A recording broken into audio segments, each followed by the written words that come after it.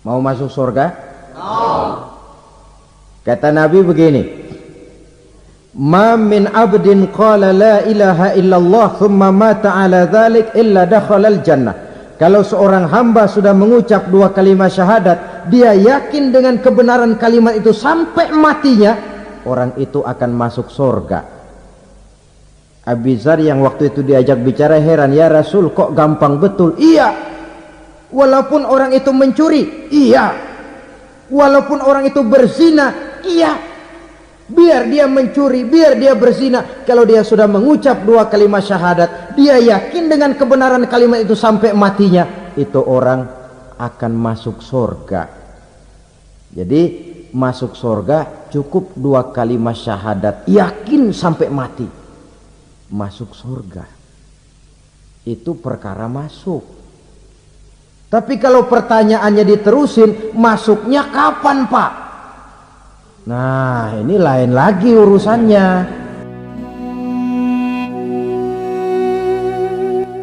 Assalamualaikum warahmatullahi wabarakatuh.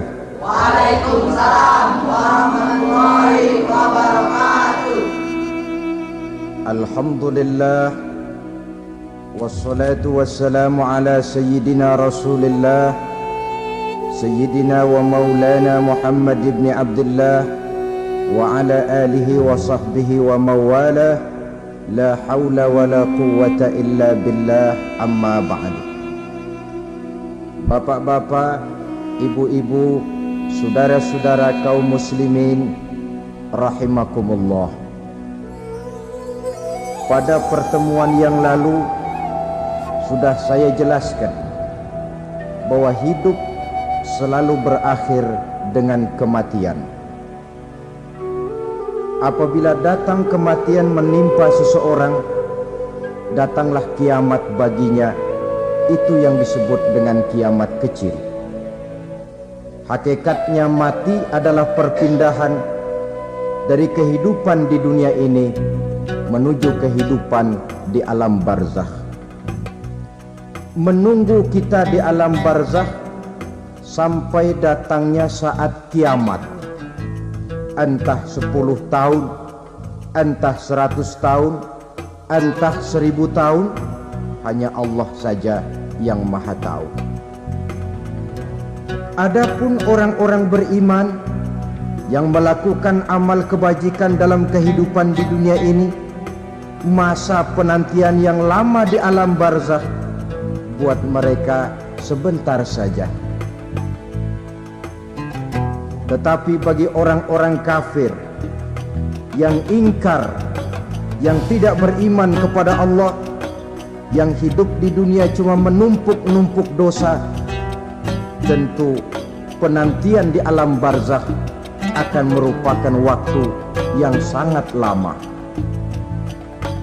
Bukankah dalam kehidupan kita waktu itu memang relatif? Contoh misalnya, bagi pemuda-pemudi yang sedang duduk asik memadu cinta, waktu 4-5 jam saja rasanya cuma 4-5 menit. Tenggelam oleh keasikan. Tapi buat orang yang berbaring di rumah sakit, meratap di balik-balik apa itu tembok derita kata lagu, di balik dinding-dinding penjara, sehari bagai seminggu, seminggu rasa sebulan, sebulan boleh jadi rasa setahun. Penantian yang sangat lama. Kapan kiamat itu akan datang? Ini rahasia Allah. Jangankan kita yang orang awam, baginda Nabi sendiri tidak diberitahu oleh Allah kapan kiamat itu akan terjadi. Tetapi sungguh pun demikian, banyak hadis-hadis yang menjelaskan ciri atau tanda-tanda datangnya kiamat. Nah, kalau sudah bicara soal tanda kiamat itu ada dua. Pertama yang disebut alamatus sughra, tanda-tanda kecil. Ini waktunya masih ada tenggang. Ada yang dinamakan alamatul kubra, tanda-tanda besar. Artinya kiamat sudah diambang pintu. Apa tanda-tanda kecil dari datangnya hari kiamat itu? Misalnya kata Nabi, apabila ilmu sudah diangkat oleh Allah. Artinya apabila ulama sudah banyak wafat, minat orang belajar agama berkurang, lalu kebodohan nampak merajalela di mana-mana, zina dikerjakan secara terbuka, minuman-minuman keras jadi kebanggaan, itu termasuk di antara tanda-tanda kecil terjadinya hari kiamat. Apalagi misalnya iza waladatil ammatu rabbataha, apabila budak sudah melahirkan tuan. Apa maksudnya? Ada yang mentafsirkan apabila anak sudah bisa membudaki orang tuanya. Orang tua yang melahirkan dia, yang membesarkan dia, demi setelah si anak besar jadi orang berpangkat, bertitel, berharta, berkedudukan, jadilah orang tua itu budaknya. Sehingga sering dibilang kalau orang tua kaya, anak jadi raja. Tapi kalau anak yang kaya, orang tua sering jadi budak. Apalagi munculnya fitnah yang bergelombang, timbul perang antara dua bangsa yang besar, waktu berjalan terasa sangat pendek sekali. Itu merupakan tanda di antara tanda-tanda kiamat. Termasuk di dalamnya sulit membedakan mana laki, mana perempuan. Kan kalau tanda-tanda kayak begini sekarang sudah banyak kita lihat kan. Lama banyak wafat, penggantinya sulit. Zina dikerjakan berterang-terangan, minuman keras jadi kebanggaan, banyak anak membudaki orang tuanya, sulit membedakan mana laki mana perempuan. Kadang-kadang dari belakang kita lihat perempuan bener, begitu kita colek nengok jenggotan.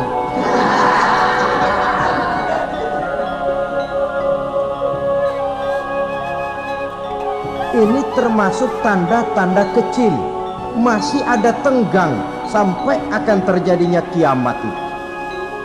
Nah, yang dimaksud dengan tanda-tanda besar, ini tanda besar artinya kiamat sudah diambang pintu.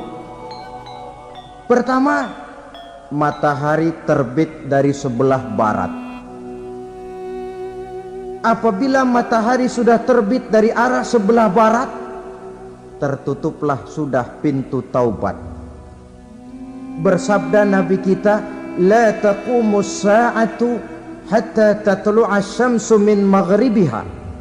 Tidak akan datang hari kiamat sampai matahari terbit dari arah sebelah barat.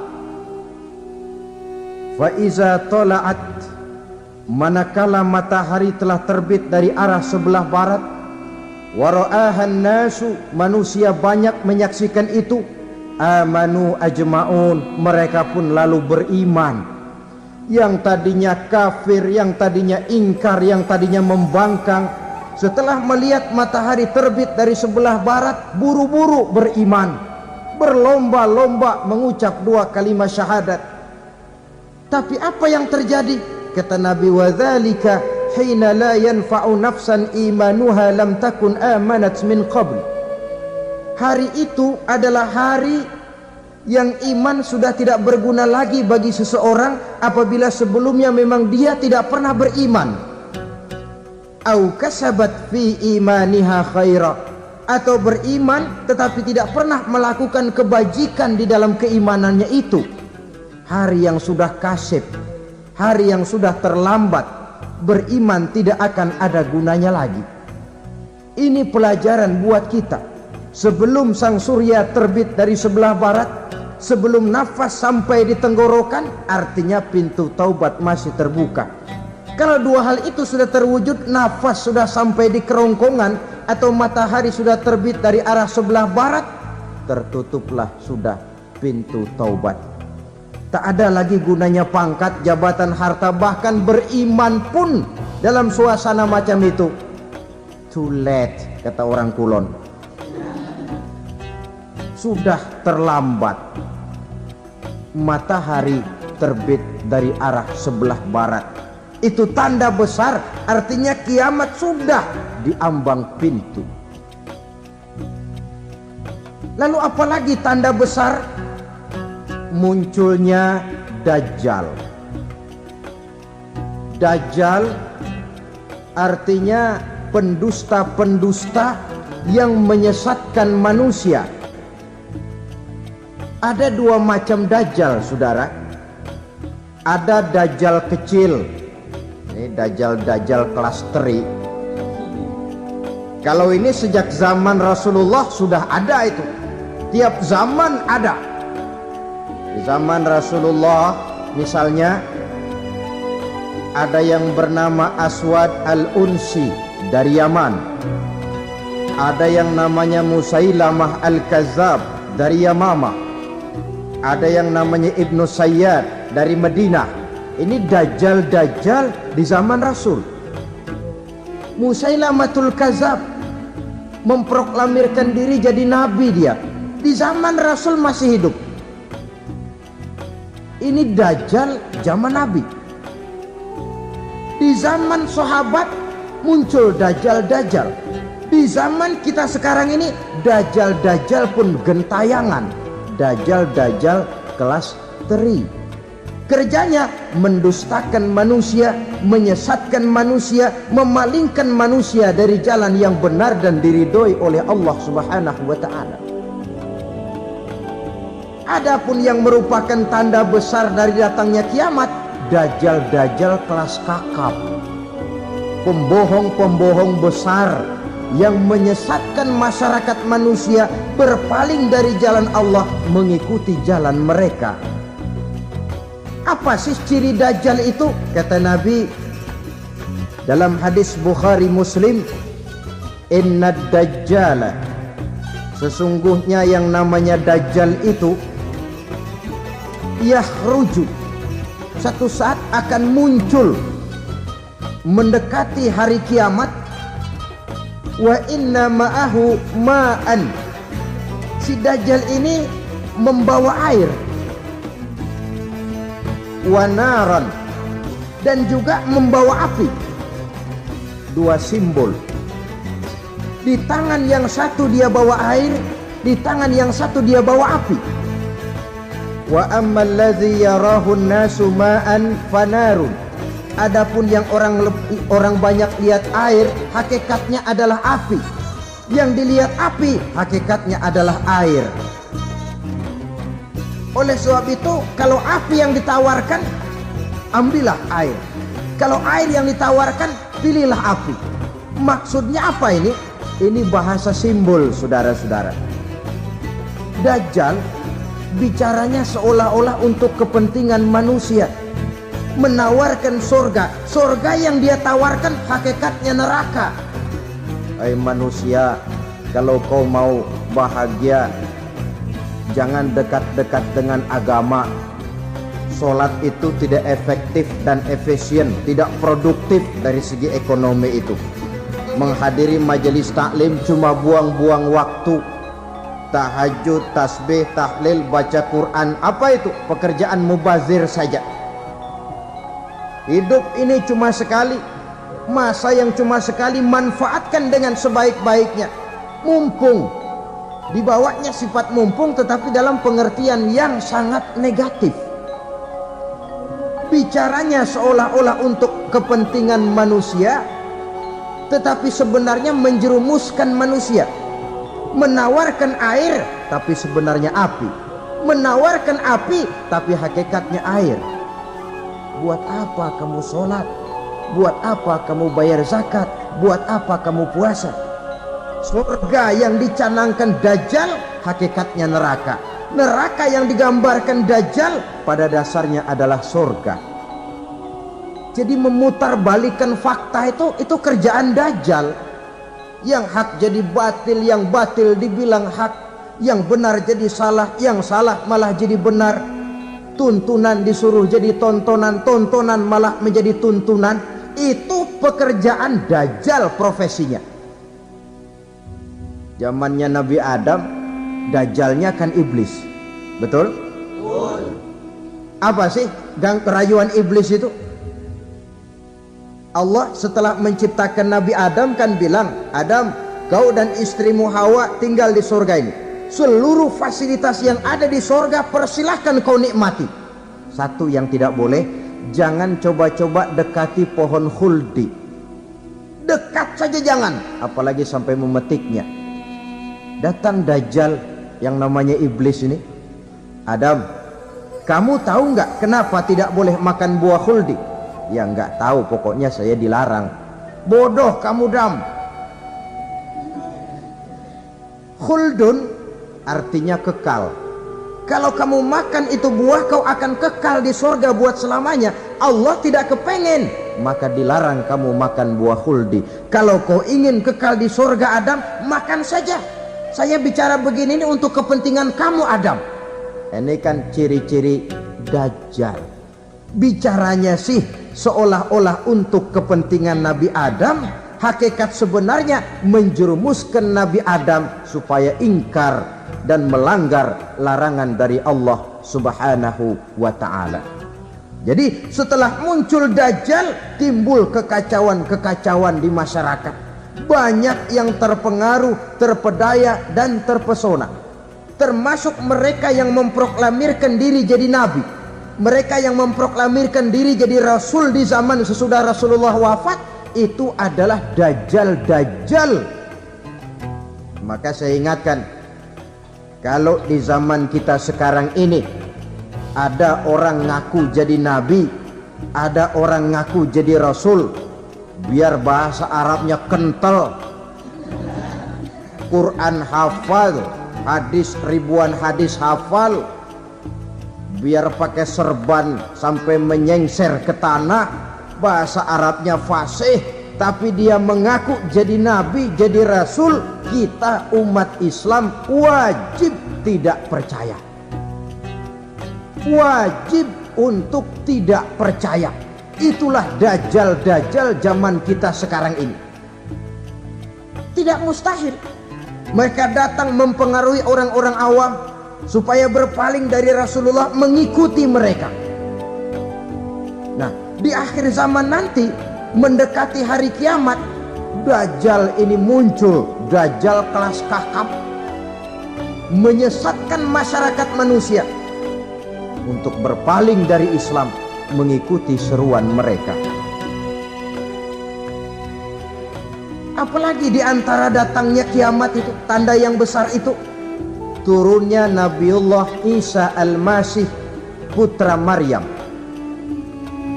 Menurut berbagai hadis yang sahih, Nabi Isa al-Masih nanti akan turun lagi.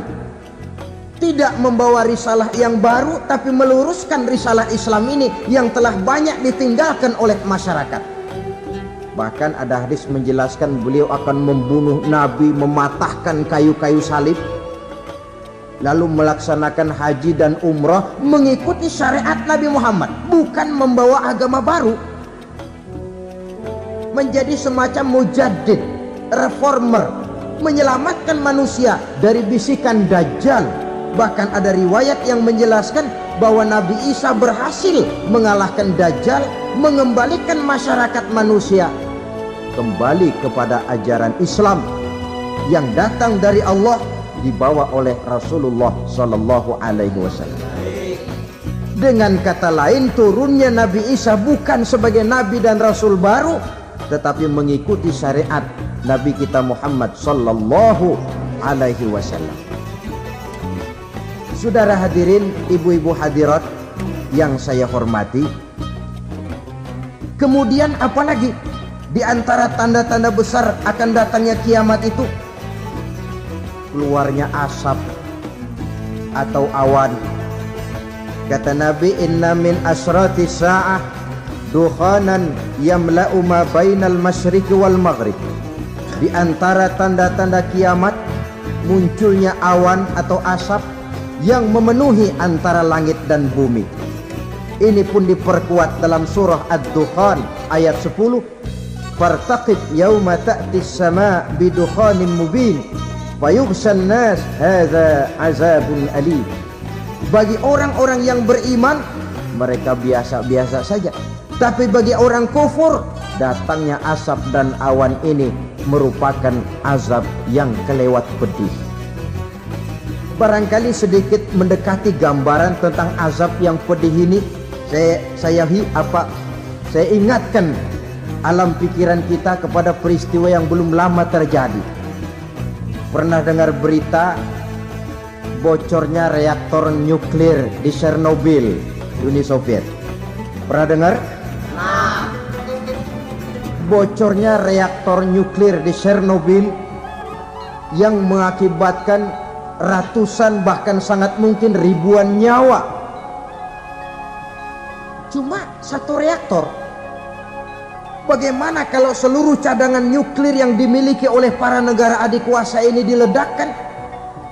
Bahkan yang konon menurut catatan, cadangan nuklir yang dimiliki bersama oleh Amerika dan Rusia sekarang ini sudah sanggup memusnahkan 6 miliar manusia, 1,5 kali lebih banyak dari jumlah manusia yang nongkrong di permukaan bumi ini.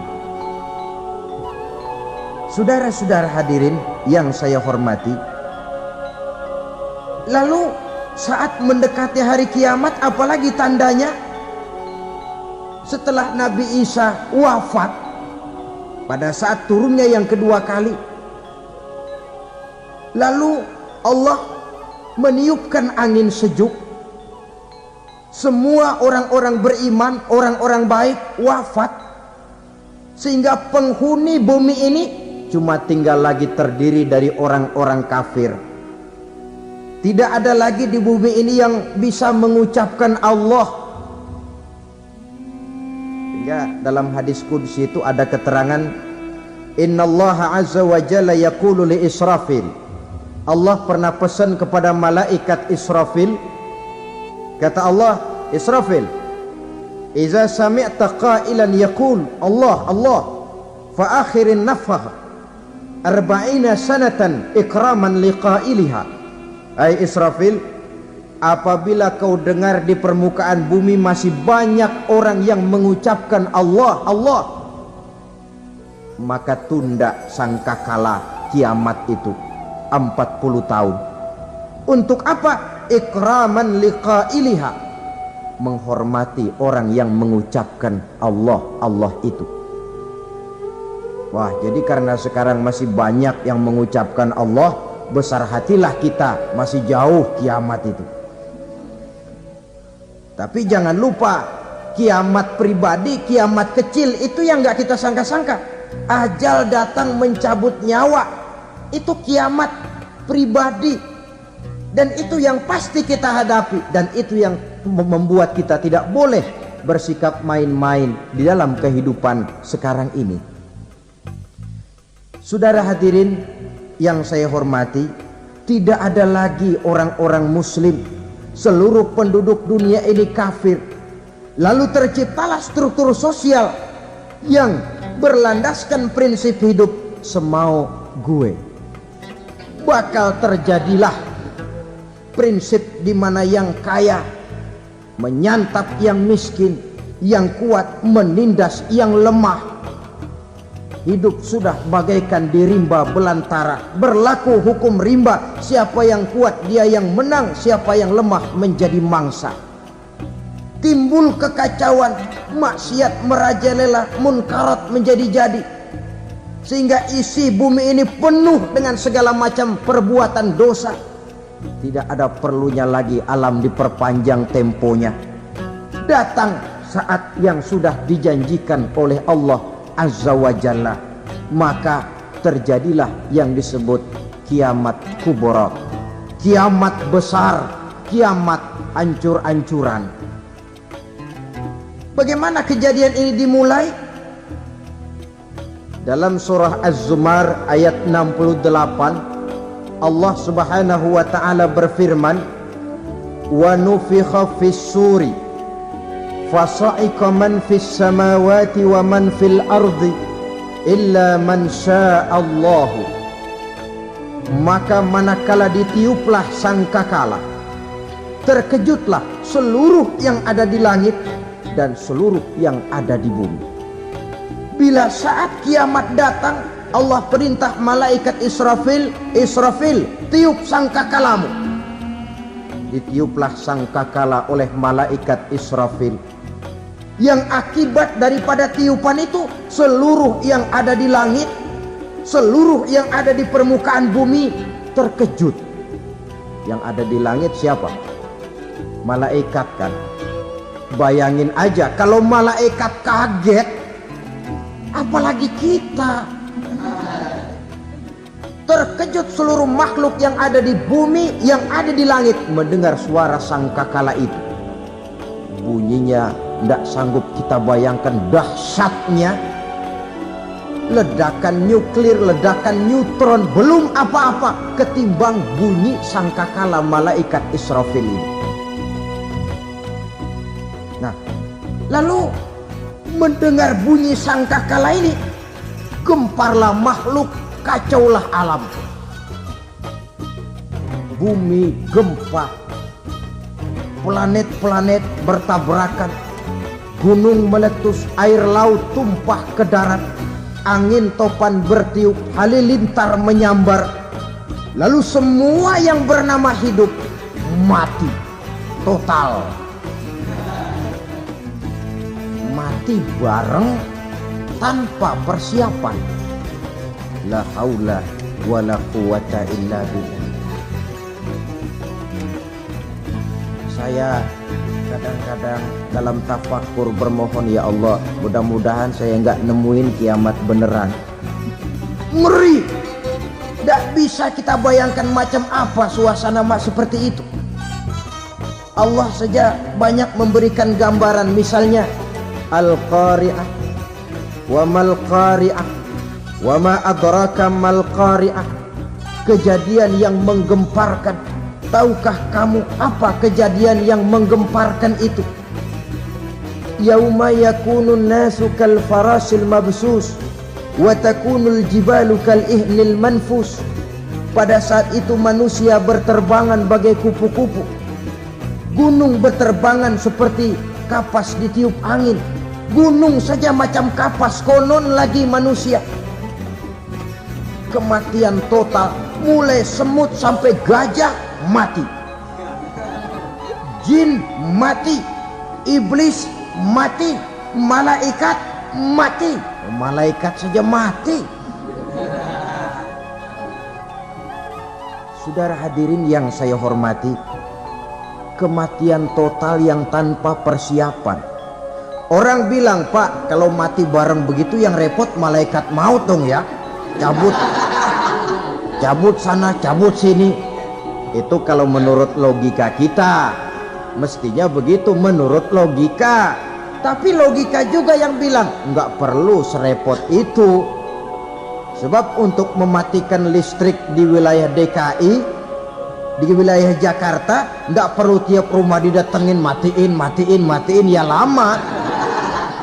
Cukup dari kantor pusatnya saja PLN, tekan satu tombol, gelaplah seluruh Jakarta.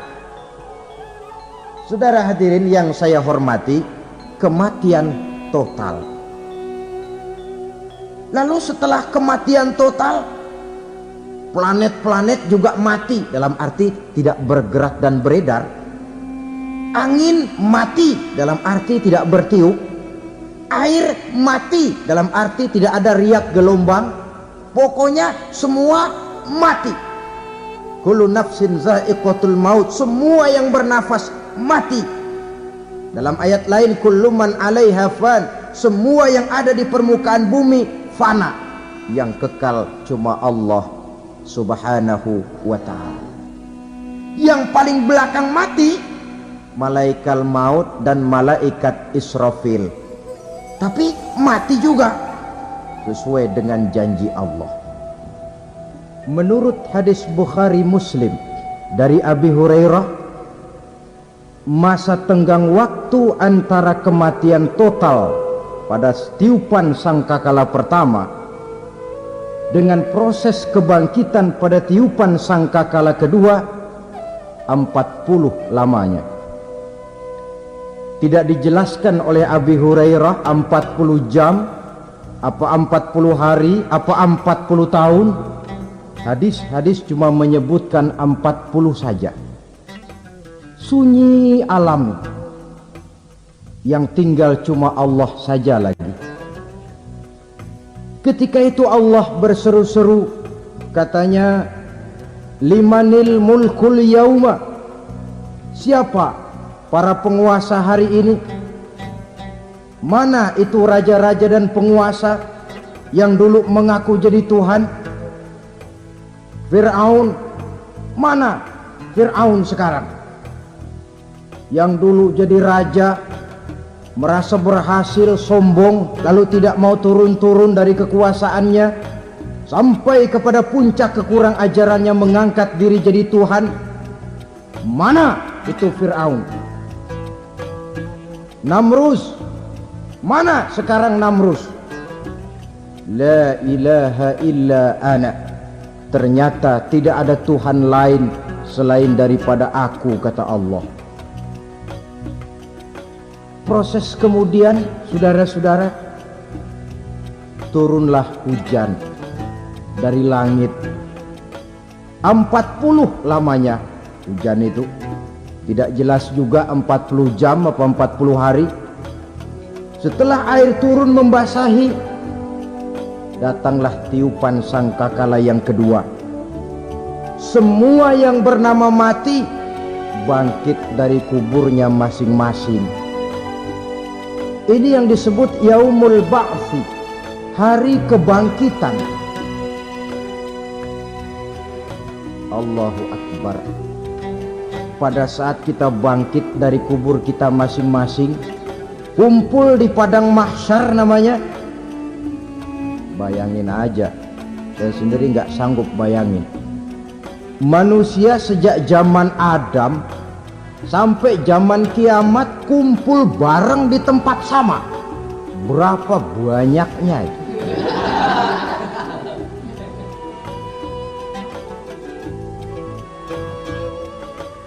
Dan yang luar biasa menurut satu riwayat, pada saat bangkit itu, Masya Allah, roman muka kita berubah, disesuaikan dengan amalan kita waktu di dunia ini. Barang siapa yang waktu di dunia amalannya itu amalan tikus, di akhirat nanti dia bangkit dari kubur, mukanya seperti muka tikus. Gagah betul badannya, tapi mukanya seperti tikus. Kenapa? Amalannya waktu di dunia seperti amalan tikus. Apa amalan tikus itu? Suka ngegeragoti barang yang sudah disimpan rapi-rapi. Orang sudah simpan uang rapi-rapi, simpan perhiasan rapi-rapi, digeragoti oleh tikus. Maling-maling, pencoleng-pencoleng, koruptor-koruptor, itu nanti di akhirat nanti kita lihat mukanya seperti muka tikus. Oh, ini jadinya suka nyolong, mukanya seperti muka tikus.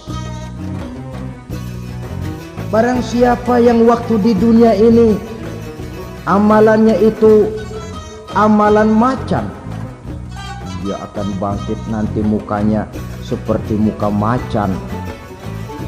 Apa amalan macan? Macan itu amalannya menang-menangan. Orang yang mau menang saja nggak mau mengalah. Coba lihat di hutan, kenal hutan nggak?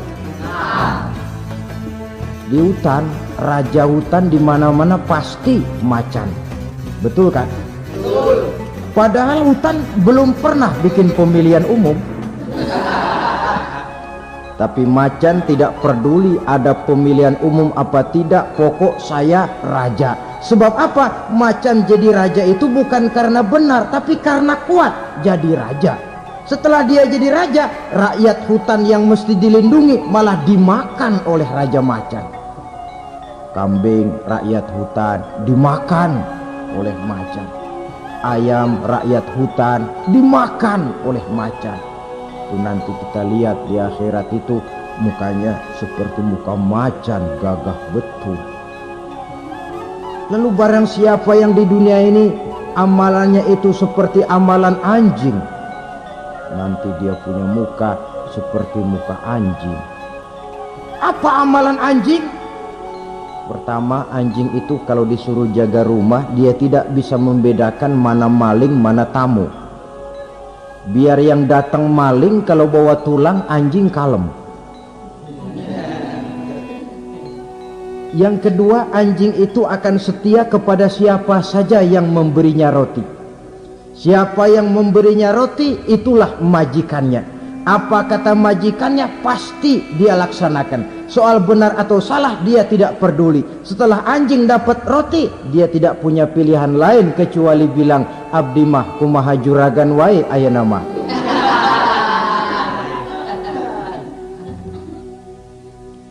Saudara hadirin yang saya hormati, berkumpul di padang mahsyar, tiap orang sibuk dengan persoalannya masing-masing. Matahari waktu itu didekatkan oleh Allah, panas luar biasa. Ada yang saking panasnya itu mencucurkan peluh keringat sampai sebatas mata kakinya.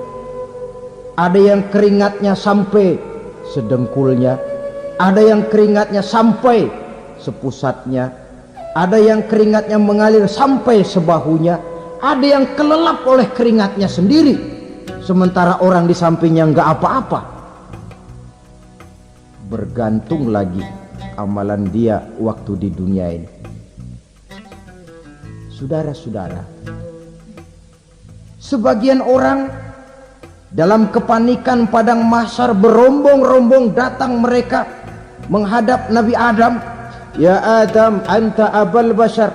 Hai Adam, Tuhan adalah bapak moyang manusia. Kami sebentar lagi akan disidang, dimintakan pertanggungan jawab. Tolonglah kami, hai Adam. Kata Nabi Adam, jangankan nolongin sampean, saya sendiri tanggung jawab di hadapan Allah ketika dulu tidak boleh makan khuldi, saya serobot. Sudahlah, urus diri masing-masing saja, nafsi. Begitu kata Nabi Nuh, begitu kata Nabi Ibrahim. Tiap orang bertanggung jawab sendiri-sendiri. Ketika itulah saudara-saudara, nikmatnya menjadi umat Nabi besar Muhammad sallallahu alaihi wasallam. Sebab apa? Walaupun menurut abjad kita ini umat paling belakang, kan paling belakang kita ini toh, karena Nabi Muhammad adalah Nabi akhir, tapi akan dihisap lebih dulu, lewat di atas sirat lebih dulu, masuk surga lebih dahulu ketimbang umat-umat belakangan. Ketika Rasul mendekati ajal, beliau tanyakan itu kepada malaikat Jibril. Malaikat Jibril berkata, Muhammad jangan khawatir, Allah sudah berjanji, inni haramtul jannata ala sairil anbiya hatta tadkhulaha anta wa haramtuha ala sairil umami hatta tadkhulaha ummatuka. Surga aku haramkan buat seluruh nabi kecuali kalau engkau Muhammad sudah masuk ke dalamnya, dan surga aku haramkan buat seluruh umat kecuali kalau umatmu Muhammad sudah masuk ke dalamnya. Logikanya, walaupun menurut abjad kita umat paling belakang, bakal dihisap paling dulu, lewat di atas sirat paling dulu, masuk surga paling dulu, kalau mampir ke neraka juga paling dulu. Ya resiko. Jangan mau enaknya aja paling dulu. Saudara hadirin yang saya hormati, setelah masa kebangkitan itu jangan dikira begitu bangkit langsung diperiksa, masih menunggu menanti ribuan tahun perhitungan padang mahsyar, untuk sampai kepada proses yang disebut yaumul hisab, hari perhitungan. Seorang demi seorang bakal dipanggil. Bayangkan saja, yang kita se-RT saja di absen, kadang-kadang perlu waktu lama. Ini manusia sejak zaman Nabi Adam sampai datang hari kiamat, satu demi satu disidang di hadapan Qadhi Rabbul Jalil. Status sosial copot sudah waktu itu. Yang pernah jadi hartawan di situ tidak lagi kelihatan kehartawanannya. Yang pernah jadi jenderal tidak lagi dipanggil jenderalnya. Yang ustadz tidak lagi dipanggil al-mukarramnya. Seluruh status sosial selesai. Dipanggillah kita seorang demi seorang menghadap Qadhi Rabbul Jalil. Bagaimana proses penghisaban itu? Pertama, proses tanya jawab. Di antaranya ada hadis menyatakan, lan tazula qadama 'abdin yaumal qiyamah hatta yus'ala an arba'i khisal. Besok di hari kiamat tidak akan bergeser telapak kaki seorang hamba sampai dia ditanya lebih dulu tentang 4 persoalan. Tentang ilmunya, kemana ilmu itu diamalkan. Tentang umurnya, di mana umur itu dihabiskan. Tentang masa mudanya, kemana masa muda itu dipakai. Tentang hartanya, dari mana harta itu didapat dan kemana harta itu dibelanjakan. Ini termasuk proses tanya jawab. Jadi kalau istilah pengadilan dunia, nama Fulan bin Fulan.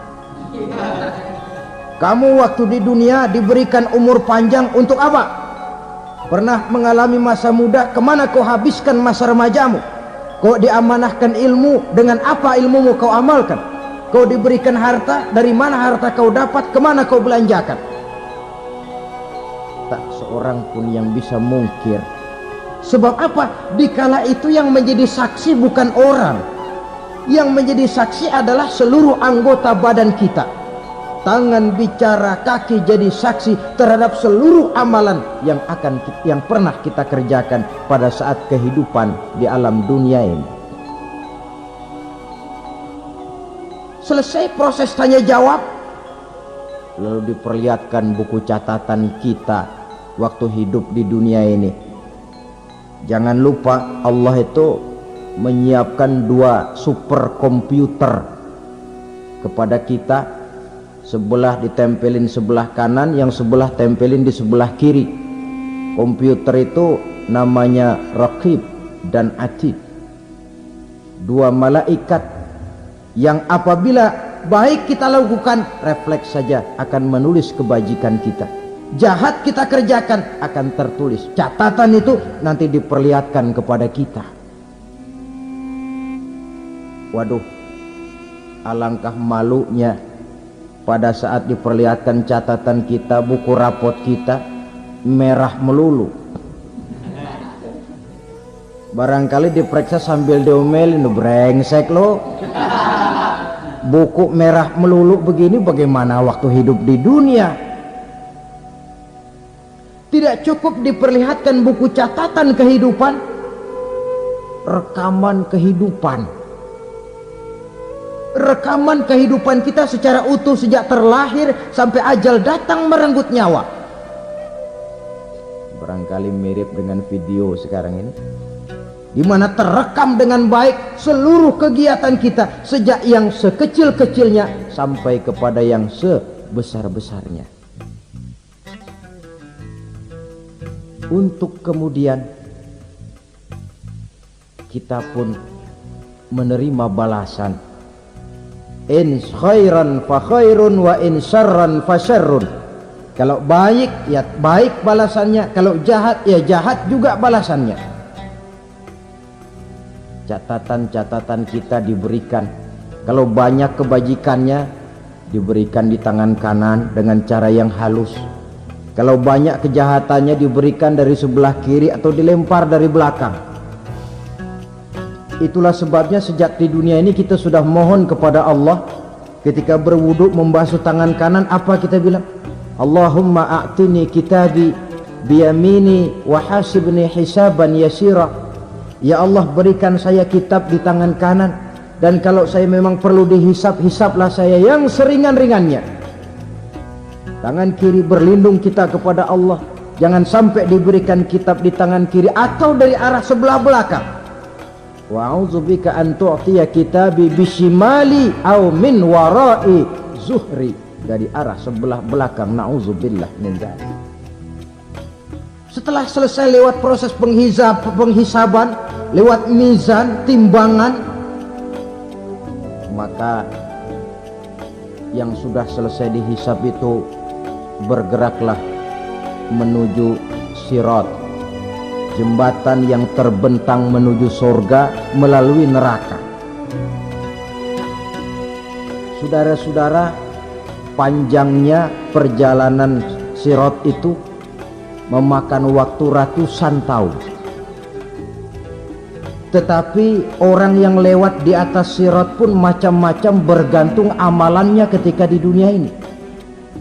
Ada yang lewat di atas sirat itu kal barqil khatib, seperti kilat yang menyambar, lep, sudah sampai dia di surga.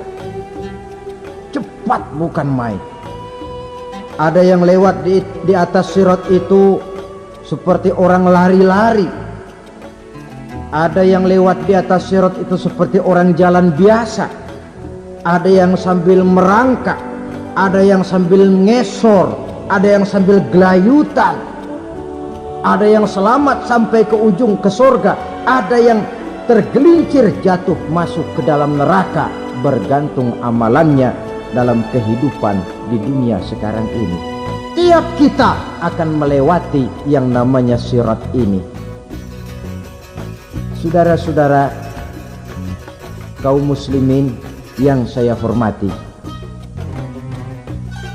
dengan demikian mereka yang selamat melalui sirat sampai ke terminal akhir surga, mereka yang ketika dihisab ternyata banyak kejahatannya daripada kebaikannya, mereka singgah di dalam neraka.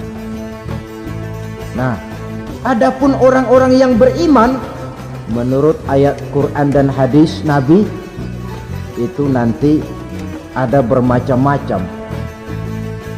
Ada orang beriman itu yang dimasukkan surga. Ada orang beriman itu yang dimasukkan ke dalam surga. Ada orang beriman itu yang disebut penduduk surga. Kenapa lain-lain, Pak? Karena waktu di dunia amalannya juga lain-lain. Ada orang beriman yang masuk surga. Ini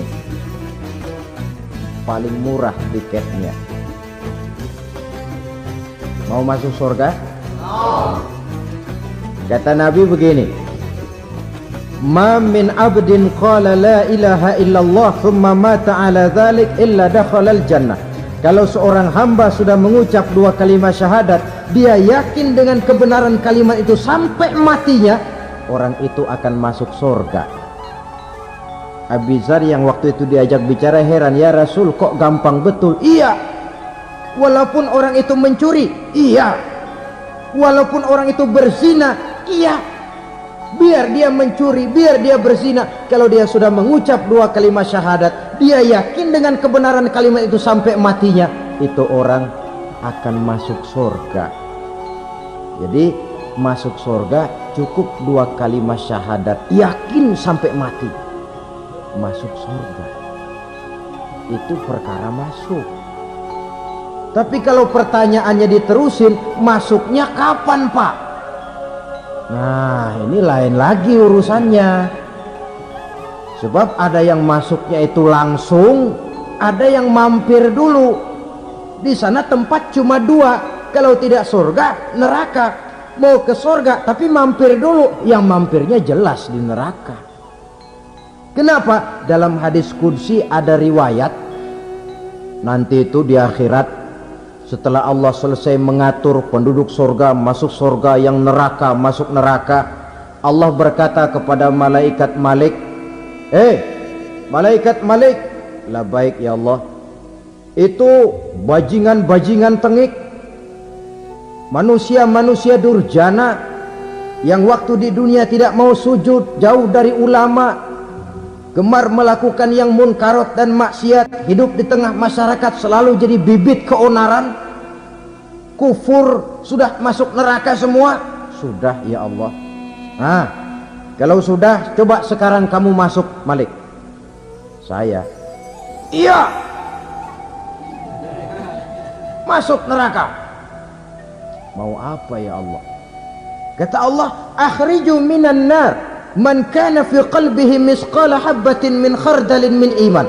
Kau masuk neraka, cari di dalam neraka orang-orang yang ada imannya walaupun kecil sebesar biji zarah, angkat mereka keluar.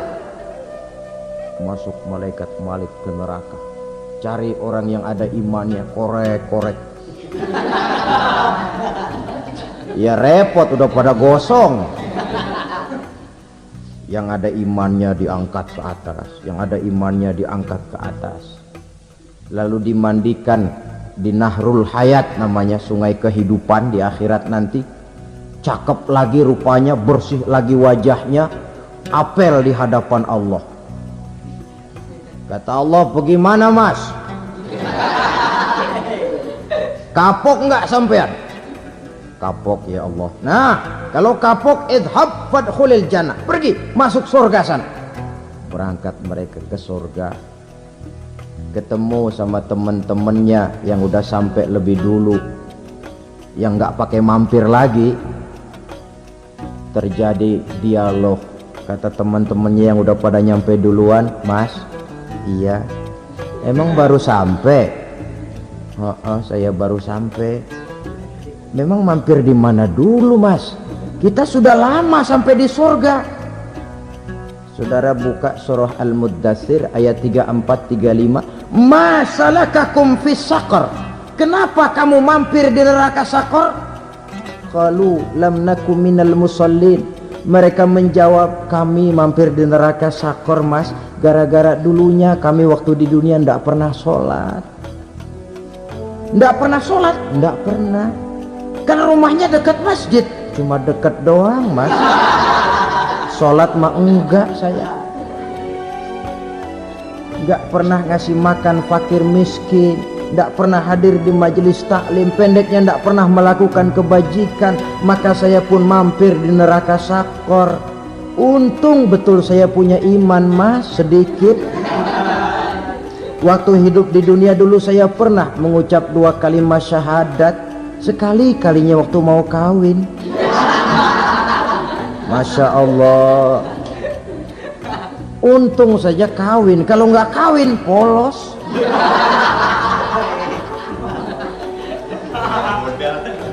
Itu juga pengulu sudah setengah mati ngajarin.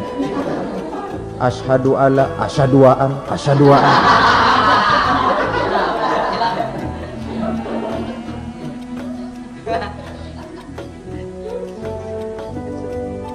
Ini namanya masuk surga, ada mampir dulu. Ada pula orang mukmin itu yang dimasukkan surga. Namanya dimasukkan kan terima beres. Saya masuk ke rumah, jalan sendiri, cari tempat sendiri. Saya dimasukkan ke dalam rumah, terima beres, pokok ada di dalam, itu dimasukkan namanya. Nggak pakai mampir. Tapi tentu tiketnya lebih mahal ketimbang yang pertama tadi. Apa kata Allah? Innal ladzina amanu wa amilus shalihat la ukaffiranna anhum sayyi'atihim wa la udkhilannahum jannah. Sesungguhnya orang-orang yang beriman kemudian beramal soleh, kami hapuskan segala dosa dan kesalahannya, kami masukkan mereka ke dalam surga. Lihat ayatnya, Allah yang memasukkan, kita yang dimasukkan. Tidak pakai transit, tidak usah mampir. Cuma tidak cukup syahadat, tidak cukup amanu, tapi diiringi dengan wa amilus shalih. Iman, amal. Tidak cukup syahadat, lalu dibuktikan dia sholat, dia zakat, puasa, lalu dia melakukan berbagai macam kebajikan. Ini yang menyebabkan dia tidak pakai mampir di tempat yang bernama Sakor. Lalu ada pula orang mukmin itu yang disebut penduduk sorga. Wah, ini sudah VIP ini. Ashabul jannah, penduduk sorga. Siapa mereka? Kata Allah, innal ladzina amanu summa istaqamu fala khaufun alaihim wala hum yahzanun ulaika ashabul jannah hum fiha khalidun. Sesungguhnya orang-orang yang beriman lalu istiqamah, tetap dalam melaksanakan perintah Allah, tidak goyah, tidak labil tapi stabil, istiqamah, mereka tidak takut dan tidak bersedih hati. Merekalah penduduk sorga. Iman, istiqamah. Tidak punya duit, sembahyang. Banyak duit, sembahyang. Miskin, sembahyang. Kaya, tetap sembahyang. Istiqamah. Kadang orang kalau susah rajin ke masjid, banyak duitnya ngelihat masjid melengos.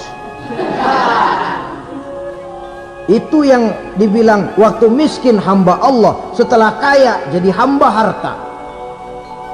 Bergeser, tidak ada nilai istiqomahnya. Saudara-saudara, dengan begitu penduduk neraka itu dua. Ada penduduk permanen, ada penduduk yang semi permanen. Yang semi permanen orang-orang beriman yang mempunyai dosa besar. Mereka masuk ke neraka untuk menerima azab sesuai dengan dosanya. Bila selesai masa azab itu, mereka akan diangkat untuk ditempatkan kembali ke dalam surganya Allah Subhanahu wa ta'ala. Nah, dikala itulah saudara-saudara, ada yang disebut syafaat dari Rasulullah Sallallahu Alaihi Wasallam. Tapi tentu jangan lupa, syafaat ini ibarat kain menambal dia. Kita punya kain bolong-bolong sedikit, syafaat yang menambal. Solat kita ada kurang dikit, sedekah kita ada campur riak dikit, amalan kita ada tidak karena Allah dikit. Kita berharap syafaat. Jadi biarlah kain masih bolong-bolong, yang penting punya kain. Tapi kalau kainnya tidak ada, yang ditambal apanya? Sholat tidak, puasa tidak, zakat tidak, berharap syafaat saja, ya, terlalu berlebihan itu. Saudara hadirin yang saya hormati, apabila selesai proses penghisaban, proses penghitungan, maka dikala itulah manusia terbagi dalam dua kelompok besar. Fariqun fil jannah wa fariqun fis sa'ir. Sekelompok orang-orang beruntung yang masuk ke dalam surga, dan sekelompok lagi masuk ke dalam neraka. Akan memakan waktu untuk menceritakan sifat surga dan neraka, tapi insya Allah pada kesempatan pertemuan lain saya sampaikan. Namun sebagai gambaran umum cukuplah saya sampaikan sebuah hadis qudsi. Allah jelaskan, a'dadtu li'ibadiyas salihin ma la aynun ra'at wa la uzunun sami'at wa la khatara fi qalbil bashar. Aku sediakan buat hamba-hambaku yang soleh, yang tidak pernah terlihat oleh mata, tidak pernah terdengar oleh telinga, dan belum pernah terdetik dalam hati manusia. Jadi kenikmatan surga belum pernah dilihat mata, belum pernah didengar telinga, belum pernah terdetik dalam hati. Pedihnya azab neraka belum pernah terlihat mata, belum pernah terdengar telinga, belum pernah terdetik dalam hati. Saudara hadirin yang saya hormati, oleh karena itu sebagai uraian akhir daripada kiamat ini, marilah sama-sama kita memanfaatkan hidup dengan sebaik-baiknya supaya jangan timbul penyesalan di hari kemudian nanti. Mudah-mudahan kita seluruhnya diselamatkan Allah dari azab neraka dan mendapat surga dan ridhonya. Sekian dan demikianlah pertemuan kita kali ini. Terima kasih banyak atas segala perhatian. Mohon maaf atas segala kekurangan. Usikum wa nafsi bitaqwallah. Wassalamualaikum warahmatullahi wabarakatuh. Waalaikumsalam warahmatullahi wabarakatuh.